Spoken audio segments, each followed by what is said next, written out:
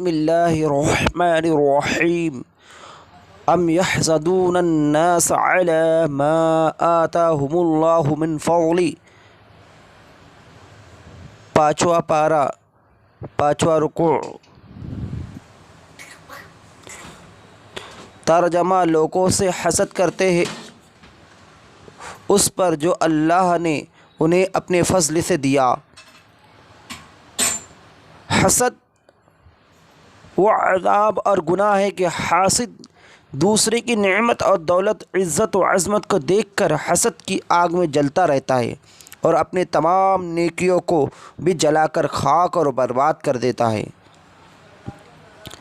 آقا کریم صلی اللہ تعالی علیہ وسلم نے ارشاد فرمایا، الحسد یأکل الحسنات کما تأکل النار الحطب۔ ابن ماجہ کی حدیث شریف ہے کہ آقا نے فرمایا، حسد نیکیوں کو ایسے کھا جاتا ہے جیسے آگ لکڑیوں کو کھا جاتی ہے۔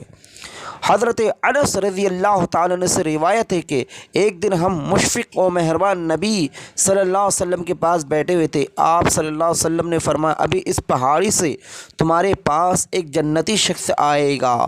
فرماتے ایک انصاری نمودار ہوئے، ان کی داڑھی سے وضو کا پانی ٹپک رہا تھا اور ان کے جوتیاں ان کے بائیں ہاتھ میں تھی، وہ اور اس سے سلام کیا۔ دوسرے دن رحیم و کریم رسول اعظم صلی اللہ علیہ وسلم نے وہی بات فرمائی جو فرمائی تھی، وہی شخص آیا۔ تیسرے دن بھی وہی بات فرمائی، وہی شخص آیا۔ جب محبوب خدا مصطفیٰ جان رحمت صلی اللہ علیہ وسلم تشریف لے گئے تو حضرت عبداللہ ابن عمرو بن عاص رضی اللہ تعالی عنہما اس شخص کے پیچھے پیچھے چلے اور فرمایا کہ میں 3 دن تک گھر نہیں جاؤں گا، اگر آپ مجھے اپنے پاس ٹھہرائے تو آپ کی مہربانی ہوگی، آپ کی کرم نوازش ہوگی۔ اس بزرگ شخص نے کہا ٹھیک ہے، چنانچہ آپ نے اس کے پاس 3 راتیں گزاری تو آپ نے دیکھا کہ وہ رات کو نہیں اٹھتے لیکن ہر کروٹ پر اللہ تعالیٰ کا ذکر کرتے، اور وہ صرف صبح کی نماز کے لیے اٹھے، ان سے ذکر کی آواز ہی آتی رہی۔ جب 3 راتیں گزر گئی تو قریب تھا کہ میں ان کے عمل کو معمولی سمجھتا تو میں نے ان سے کہا کہ اے اللہ کے بندے، میں نے آقا کریم صلی اللہ تعالی علیہ وسلم سے اس طرح کی بات سنی کہ میں آپ کے عمل کو معلوم کرنا چاہتا ہے، لیکن میں نے آپ کا کوئی زیادہ عمل نہیں دیکھا۔ آپ اس مقام تک، اس درجے تک کیسے پہنچے؟ اللہ نے یہ درجہ آپ کو کس طرح عطا فرمایا، کس عمل کی وجہ سے؟ وہ بزرگ صحابی نے فرمایا، وہی سب کچھ ہے جو آپ نے دیکھ لیا۔ حضرت عبداللہ بن عمرو بن عاص رضی اللہ تعالیٰ عنہما فرماتے کہ جب میں واپس جانے لگا تو انہوں نے مجھے بلایا اور فرمایا، وہی ہے جو آپ نے دیکھا۔ کسی مسلمان کو اللہ تعالیٰ نے جو کچھ نعمت عطا فرمایا ہے تو میں اس سے حسد نہیں کرتا۔ حضرت عبداللہ بن عمرو بن عاص فرماتے کہ میں نے ان سے کہا، اسی عمل کی وجہ سے آپ اس مقام تک پہنچے ہیں۔ اس حدیث شریف کی روشنی میں اس نورانی واقعہ سے صاحب ظاہر اور ثابت ہو گیا، حسد کرنے والا بڑا گنہگار، حسد سے بچنے والا بہت بڑا نیکوکار اور جنت کا حقدار ہو جاتا ہے۔ شاہ بطحہ نبی کریم صلی اللہ تعالی علیہ وسلم نے فرمایا، ان قریب میری امت تک پہلی امتوں کی بیماری پہنچیں گی۔ تو صحابہ کرام نے عرض کی، یا رسول اللہ، پہلی امتوں کی بیماری کیا ہے؟ رسول اکرم سرور دو عالم صلی اللہ علیہ وسلم نے فرمایا، تکبر، گھمنڈ، کثرت مال کی خواہش، یعنی میری امت میں تکبر بھی ہو جائے گا اور زیادہ مال کی خواہش بھی کریں گے، ایک دوسرے سے دوری اور حسد کرنا۔ حضور صلی اللہ تعالی علیہ وسلم نے فرمایا، لا تظہروا الشمامۃ فیعافیہ اللہ ویبتلیک، یعنی اپنے مسلمان بھائی کی برائی نہ چاہو اور نہ اللہ تعالیٰ اس سے بچا لیں گا اور تمہیں اس میں مبتلا کر دے گا۔ اللہ تعالیٰ بڑا بے نیاز ہے، اس سے پناہ مانگتے رہو۔ اللہ تعالیٰ کے دیے سے بندے کو ملتا ہے، اس لیے کسی سے حسد کرنا گویا اللہ تعالیٰ کی عطا اور بخشش سے جلنا ہے۔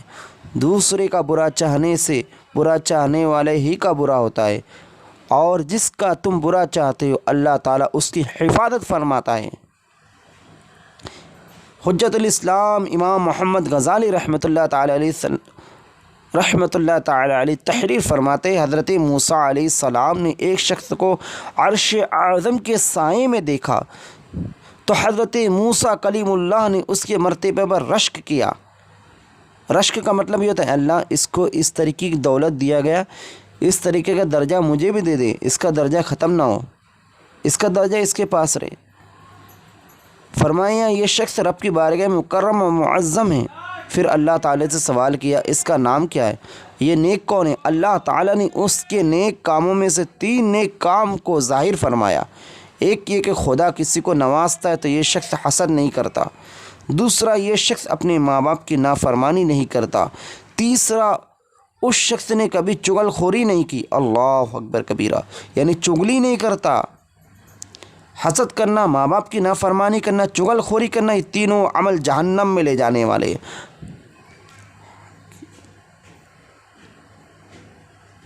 پتہ چلا کہ چغلی کرنا بھی کتنا بڑا گناہ ہے۔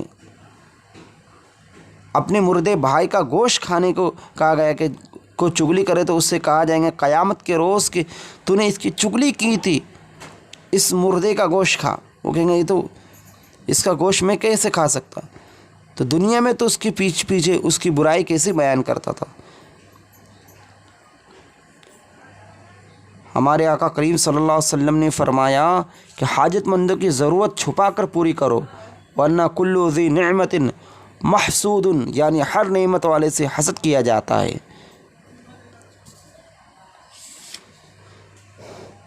6 قسم کے لوگ حساب و کتاب سے 1 سال پہلے جہنم میں جائیں گے۔ عرض کیا گیا یا رسول اللہ وہ لوگ کون ہیں؟ حضور صلی اللہ تعالی علیہ وسلم نے فرمایا مالدار ظلم کرنے کی وجہ سے، عرب تعصب کی وجہ سے، دیہاتی تکبر کی وجہ سے یعنی گاؤں والا تکبر کی وجہ سے، تاجر خیانت کی وجہ سے، گوار جہالت کی وجہ سے، اور علماء حسد کی وجہ سے، یعنی یہ 6 لوگ 1 سال پہلے حساب و کتاب سے 1 سال پہلے جہنم میں داخل کر دیا جائیں گے۔ 6 لوگوں کو یہ حدیث احیاء العلوم جلد نمبر 3 صفحہ نمبر 423 پر ہے۔ امام محمد غزالی لکھتے کے بعد بزرگوں نے فرمایا سب سے پہلا گناہ حسد ہے۔ ابلیس ملعون نے آدم علیہ السلام کے مقام اور مرتبے کی وجہ سے ان سے حسد کیا اور سجدہ کرنے سے انکار کیا۔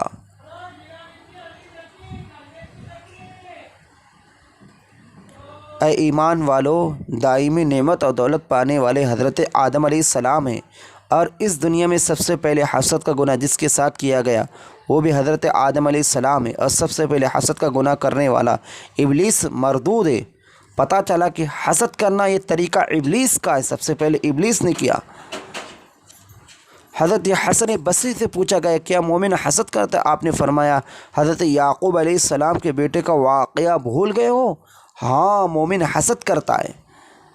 حضرت ابو درداء رضی اللہ تعالیٰ عنہ فرماتے کہ آدمی جس قدر زیادہ موت کو یاد کرتا ہے اسی قدر اس کی خوشی اور حسد کم ہوتی ہے۔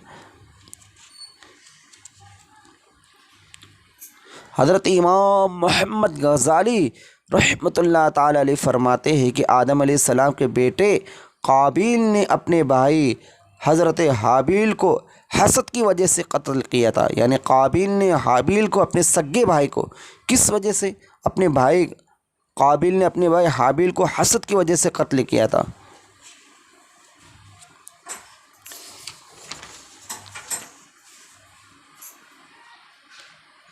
رسول رحمت مصطفیٰ جان رحمت صلی اللہ تعالی علیہ وسلم خطبہ دے رہے تھے۔